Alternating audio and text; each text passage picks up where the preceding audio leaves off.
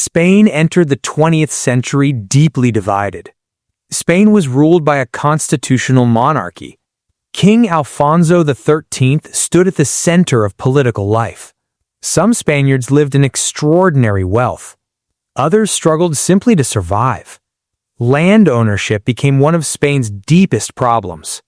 Industrial workers faced long hours and low wages.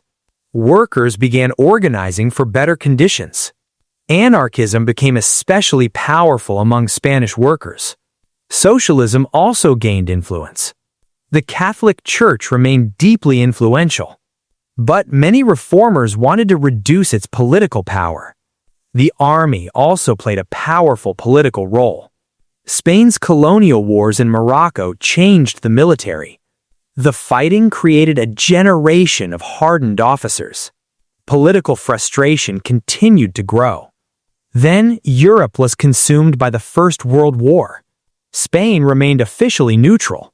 Neutrality brought Spain an unexpected economic boom. But rising prices hurt ordinary families.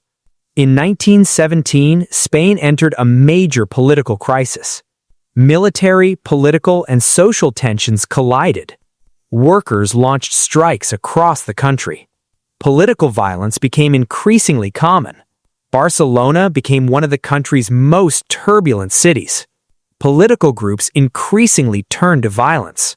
Then, Spain suffered a devastating defeat in Morocco.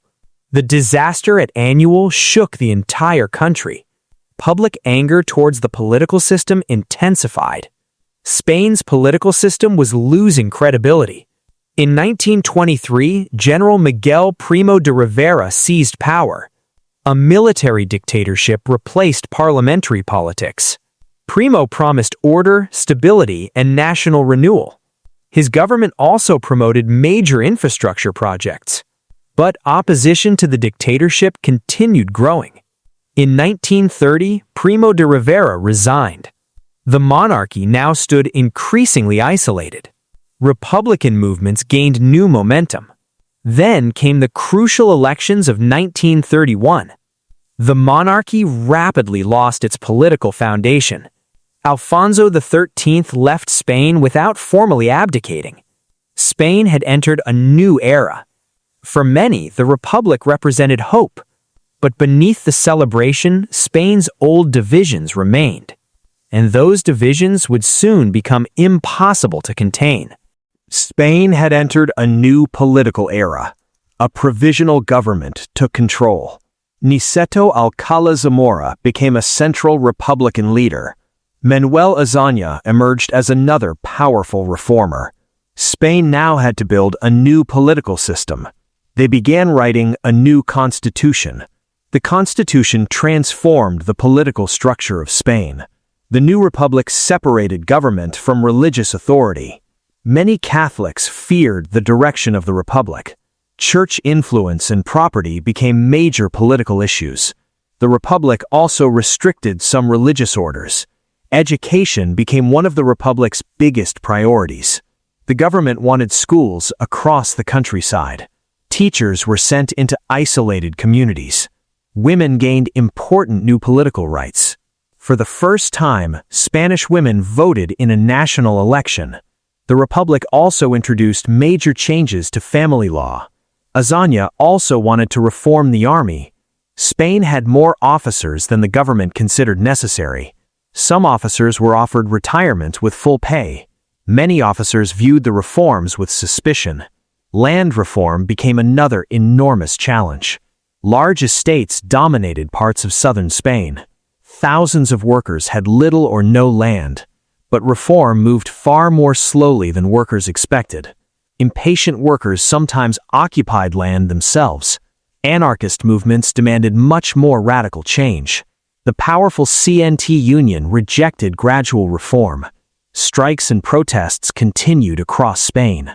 Conservatives increasingly organized against the Republic. Monarchists still wanted the king restored. The political right began to rebuild its strength.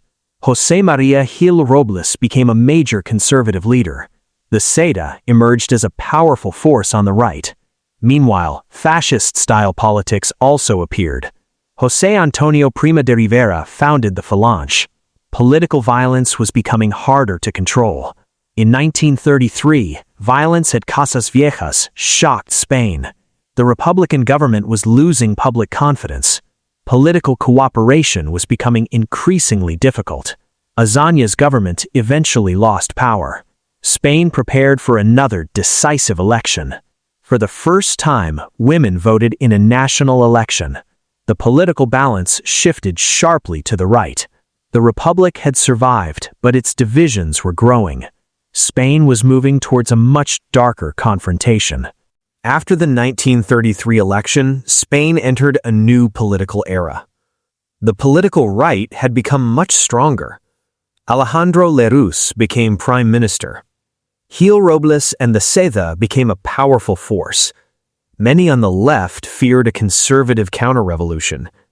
Events elsewhere in Europe made those fears stronger.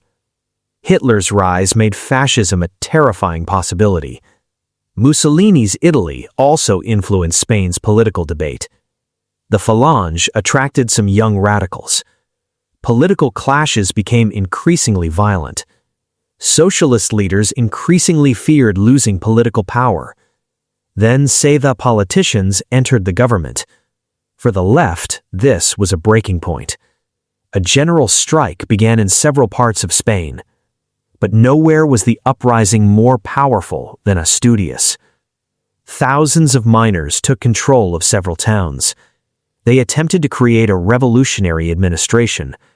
The government decided to crush the rebellion. Elite troops were sent north. The fighting became fierce. By the end of October, the uprising had collapsed. Thousands were arrested, and repression followed. The events left deep political scars. Catalonia also became part of the crisis. The Catalan government challenged Madrid's authority. The rebellion was quickly suppressed. Political prisoners became symbols for both sides. Then corruption scandals damaged the government further. The Strapello scandal shattered public confidence. Lerroux's political position collapsed. Spain was heading for another election. The left began building a united electoral alliance. The Popular Front brought several left-wing forces together. The right also mobilized its supporters.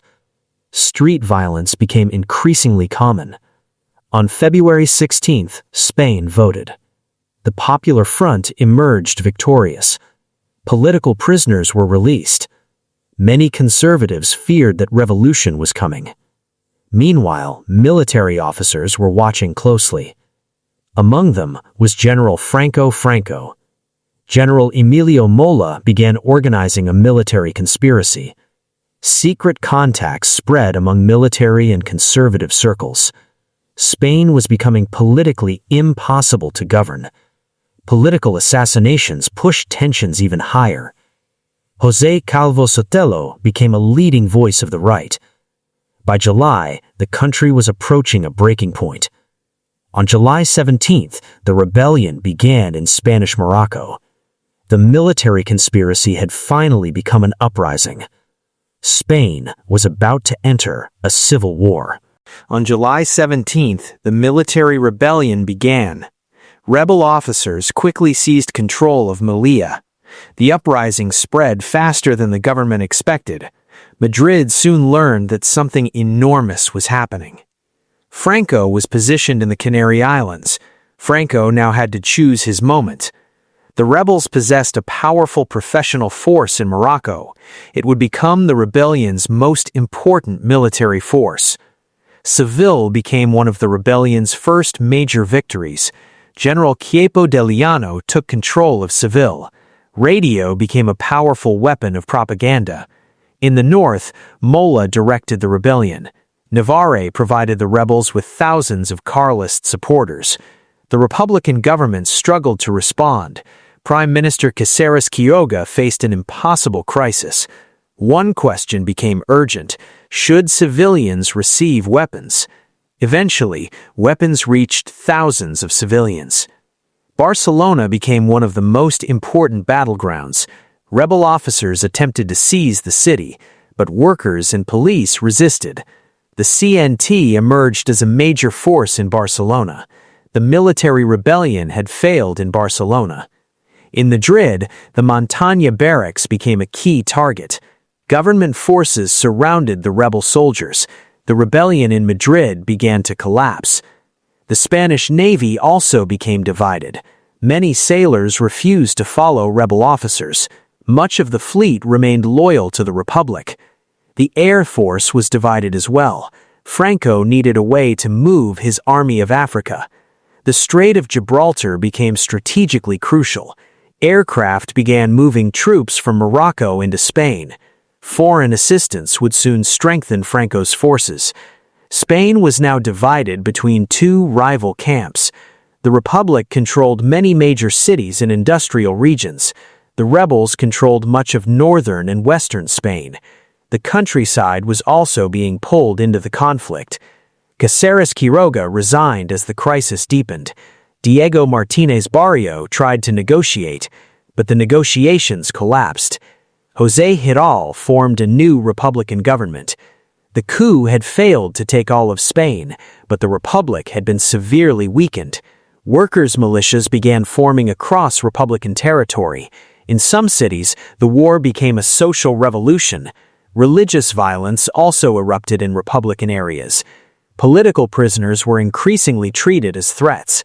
Franco now had his army on the mainland. Franco's forces began moving north. The Spanish Civil War had begun. Franco's strongest army was now moving north. Franco commanded the Army of Africa. The Foreign Legion was among his most experienced troops. The Moroccan Regulares were another key part of his army. Franco needed a route into western Spain. Badajoz stood directly in his path. Franco's forces approached the city. The battle for Badajoz was fierce. Badajoz fell to Franco's forces. Mass executions followed the capture of the city. Now Franco looked north toward Madrid. Mérida had already fallen. Talavera was next. Franco's army was getting dangerously close to Madrid. Sanjurjo had originally been expected to lead the rebellion, but fate changed everything. Sanjurjo died in a plane crash. His death left the rebellion without a clear leader. Franco had one major advantage. He commanded the rebellion's most effective army. The rebel generals now had to choose a supreme commander. Franco emerged as the strongest candidate. Franco became generalissimo of the nationalist forces. His military authority was now enormous. Salamanca became the center of Franco's power. Franco also wanted political control. The Falange had its own ambitions. The Carlists had their own political vision. Franco needed to bring both groups under his command. In 1937, Franco unified the major nationalist political movements. Franco was becoming more than a general. Propaganda helped build his public image. Radio carried his message across nationalist territory. Germany provided aircraft and military assistance. Italy also supported Franco. The Republic received Soviet military support. Spain was becoming an international battlefield. Franco's army was now approaching Madrid, but Madrid refused to surrender. Nationalist forces launched their assault. Madrid answered with resistance. International volunteers joined the defense. Madrid held. Franco had failed to capture the capital. Spain was now divided into two worlds. Franco's power continued to grow, but the war was only beginning. Franco had risen. Now he would try to conquer Spain. By November 1936, Madrid was surrounded by war. For Franco, Madrid remained the ultimate prize. The Republic prepared for a desperate defense. The Republican government decided to leave Madrid. Government institutions moved to Valencia, but Madrid did not surrender. Workers and soldiers prepared to defend the capital. Militias became the city's first line of defense. Civilians played a crucial role. Volunteers from around the world arrived to fight. They became known as the International Brigades. They were thrown directly into the battle. Nationalist forces launched repeated attacks. Some of the fiercest fighting happened around the university. The university became a battlefield, but the defenders refused to break. Madrid was also attacked from the air. Thousands of civilians sought shelter underground. The metro became a refuge from the bombs. Entire neighborhoods were damaged. German aircraft supported Franco's forces. Italian aircraft joined the intervention. The Republic received Soviet aircraft in return. Then came the Battle of Jarama. Nationalists tried to cut Madrid's supply routes. Republican forces fought back fiercely. The fighting caused enormous losses, but the front eventually stabilized. Another major attack came at Guadalajara. Italian forces attempted to break the Republican lines. Rain and mud slowed the attack. Republican forces launched a powerful counterattack. The Italian offensive failed. Madrid had developed deep defensive positions. The city's civilians also refused to give up. Foreign volunteers became part of Madrid's defense. Republican aircraft also challenged nationalist air power. Franco realized Madrid would not fall quickly. He turned his attention towards northern Spain. The Basque country became the next major target. Millions would be affected by the war. Families were separated from their homes. Children were among the war's most vulnerable victims. The front around Madrid settled into a brutal stalemate. Franco's next campaign would be in the north. Madrid survived, but the war was far from over. Franco could not take Madrid, so he turned north. Madrid had resisted. Franco now turned north. The Basque country became his next target. The Basque government defended its autonomy. Basque forces prepared to defend their homeland. They built defenses around Bilbao. The Iron Belt was designed to protect the city. Nationalist forces began their northern offensive. Artillery battered the defensive lines. Air power gave Franco a major advantage.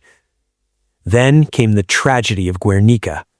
On April 26th, aircraft appeared above the town. The bombing began.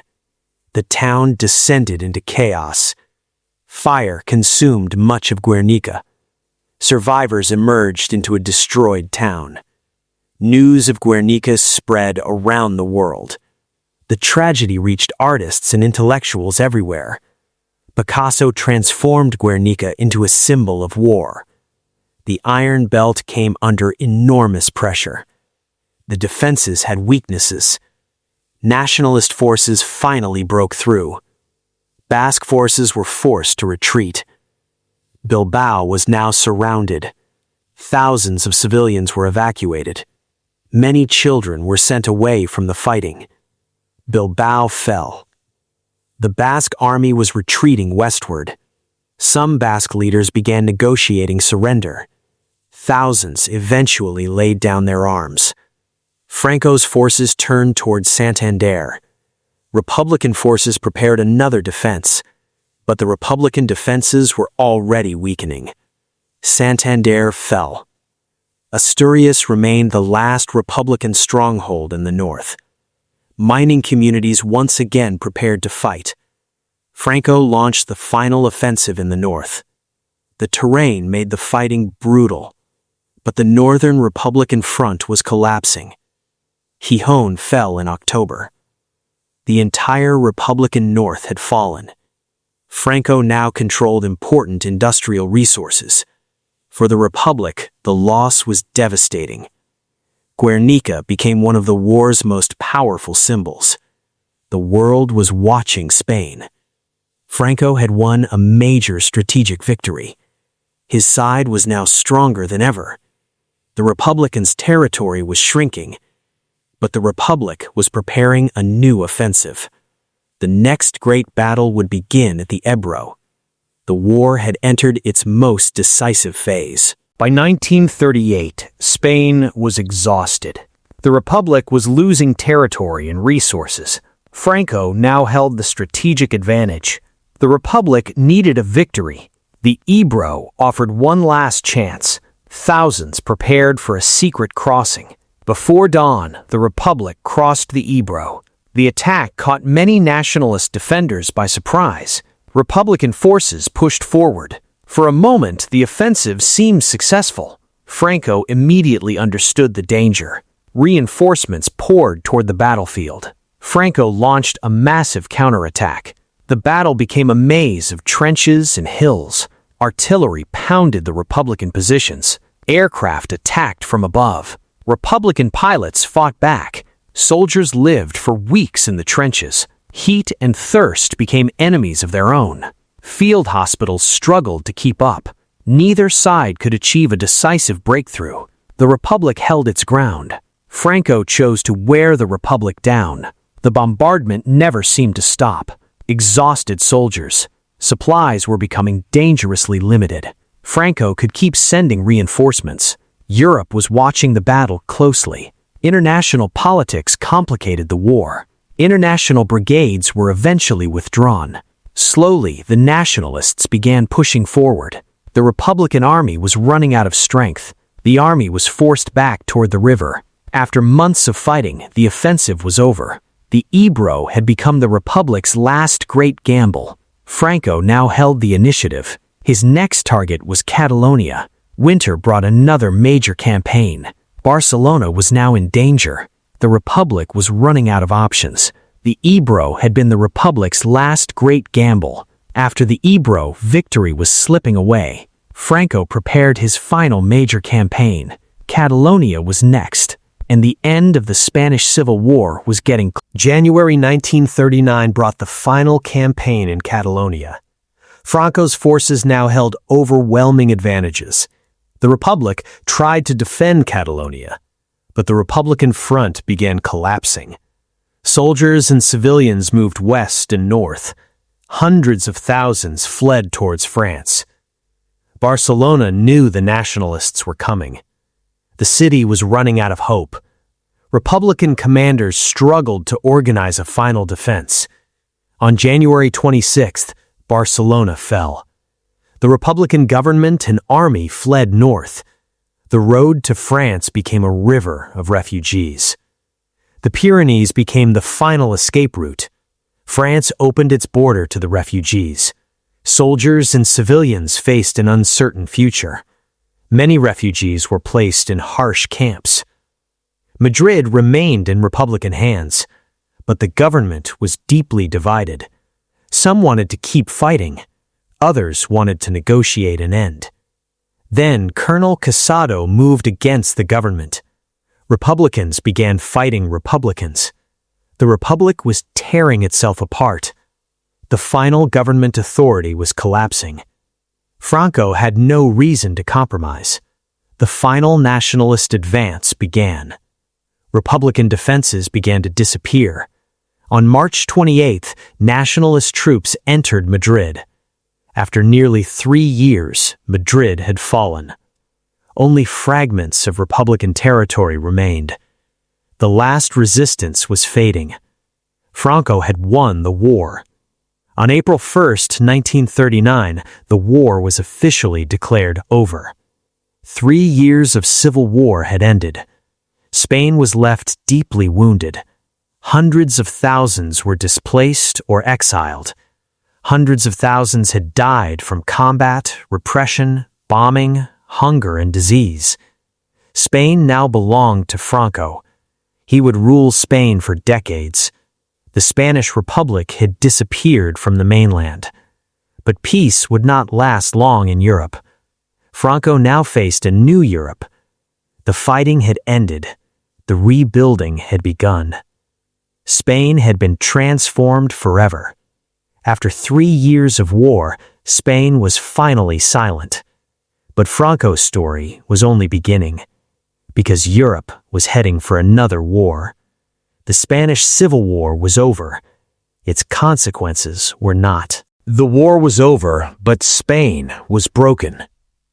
Cities, families, and communities had been devastated. Franco emerged as Spain's undisputed ruler.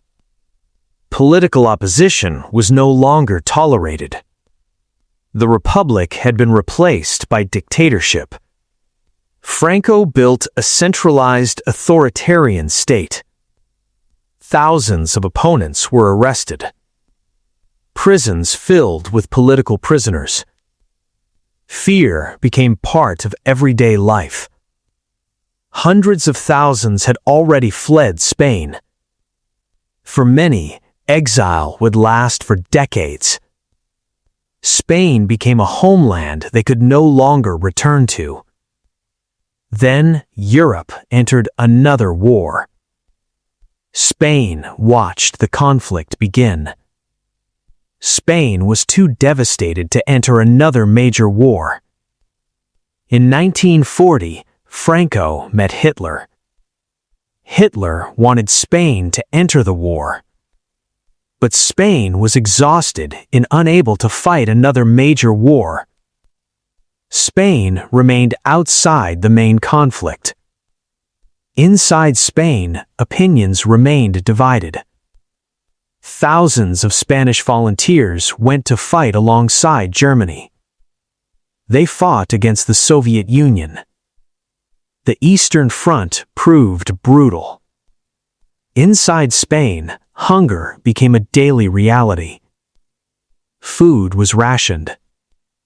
Black markets grew as shortages continued. Then, the balance of World War II began to change. The Allies were gaining strength. Franco increasingly distanced Spain from the Axis. In 1945, Nazi Germany collapsed. World War II ended. But Franco was still in power. Spain entered the post-war world isolated. Franco's dictatorship would continue for decades. But the memory of the Civil War never disappeared. The war had ended. Its shadow remained. In Spain entered a new chapter of its history.